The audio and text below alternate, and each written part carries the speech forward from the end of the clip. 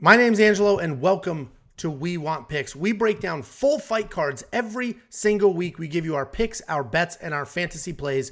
Make sure you like and subscribe so you don't miss any of our content. And this is brought to you by Earn You. Earn You is the world's first sports and esports prediction game, allowing you to earn crypto risk-free. Check it out now at earnu.com. And ODDSJAM. ODDSJAM has the fastest real-time data integrations to spot discrepancies between different sportsbooks and helping users place risk-free bets. Check them out at oddsjam.com.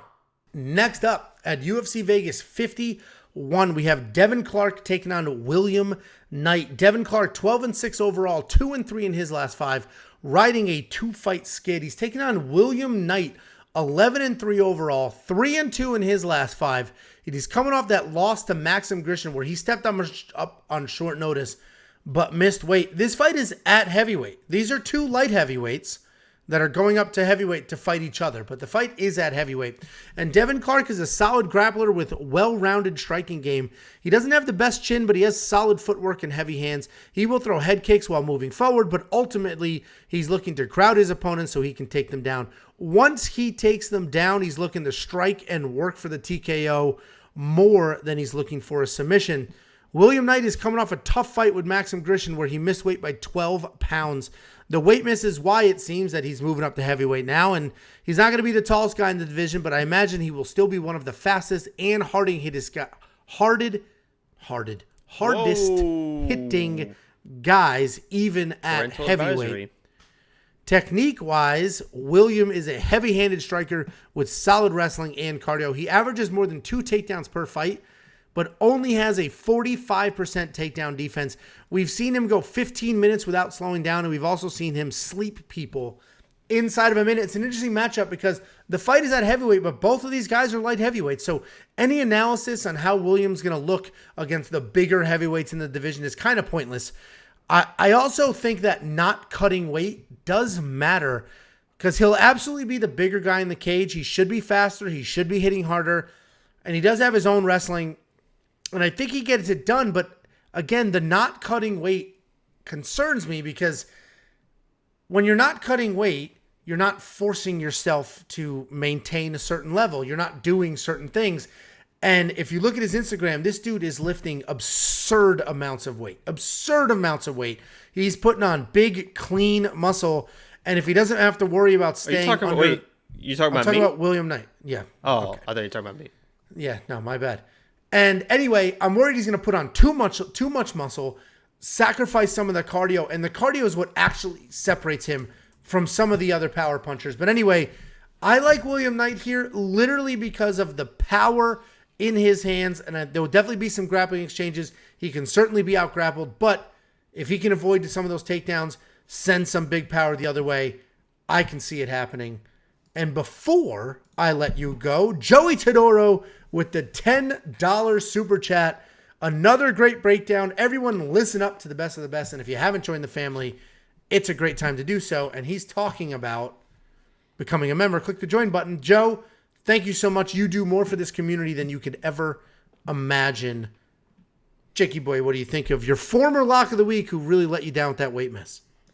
Yeah, ended up in a draw. I told you guys before the fight, if you're going to miss by 20 pounds or whatever it was, he was no longer my lock of the week. So that's the draw in the lock of the week. Thank you again, Joey T, my dude Joey T. Here's what worries me about William Knight was after that weight miss, this dude, I don't want to... This is very disrespectful, but he kind of like is a mental midget the way he reacted to that fight because he was posting every single, like, okay, you missed weight, you lost the fight, just move on. He was posting like every single day and then deleting posts and posting for like 3 straight weeks. But nobody's going to work hard. I'm going to get down my weight down. I'm going to be the biggest, baddest 205 you've ever seen. Oh, son, he's fighting a heavy. What the hell happened, William Knight? He like everything was just dedicated to 205. I'm gonna dedicate myself. I'm gonna work on my diet, and now he's a heavyweight. I don't understand what the hell happened at that whole like motivation, all these motivational posts. 3 weeks later, he all of a sudden he's a heavyweight. I think the weight, what he comes into is gonna, like you were kind of alluding to it. You mentioned it. If he comes in and shows up on the scale 230, right? 230, 240-ish. that's kind of his natural weight. He talked about how he has to cut down from around 230 to 205. It was a tough weight cut. So if he is around 230 or 240, you mentioned that means that he's in the gym, still doing what he's doing, and didn't really, I guess, let himself go. But if he shows up on Friday and he is 250, 255, something like that, that is going to be a bad sign, in my opinion, to the training camp that William Knight has had in this fight, or leading up to this fight. And honestly, he's a KO or bust guy. I don't know at his size if he's really going to be able to get those takedowns that he needs. Obviously, Devin Clark beat Alonzo Menafield by decision. Yeah, he didn't really get the takedowns. There was a few takedowns in that fight, but it was not really KO more or the bust. striking or whatever. Yeah, well, okay, you talk about Ryan Hall all the time. All you do is submission, but he has more decision wins in the striking than I. Let's look up Ryan Hall. Is 11? He has. I'm looking at it right now. 3 decision wins. Okay, anyway, I honestly don't think. I love William Knight. He was a lock of the week. I think he's a KO bust guy. I don't think he's that great of a fighter. I don't think he's that good of a wrestler. We've seen him on his back for an entire fight before. Devin Clark is an actual, real, well-rounded mixed martial artist who is tough as shit, man. He got his ass beat against Yan Kutalaba and came out and was still throwing bombs and still competing in that fight. And his dad is one of the best dudes in the world. In his corner, he's the guy that you'll hear yelling. This is at the Apex. Come on, Dad. I can't even get the deepest voice in the world, the most motivating voice you could ever hear. Come on, Devin. Finish on Devin. I love the family. I love Devin Clark. I'm going Devin Clark all the way in this matchup. If William Knight gets a Hail Mary knockout, I'm not going to be surprised. I'll see how he looks on Friday, maybe change my mind, but I'm going Devin Clark. Yeah, I'm with you. I'm on the William Knight side because I think, he has his own wrestling. If he keeps his cardio, keeps his speed, all of that, I think he can definitely be dangerous.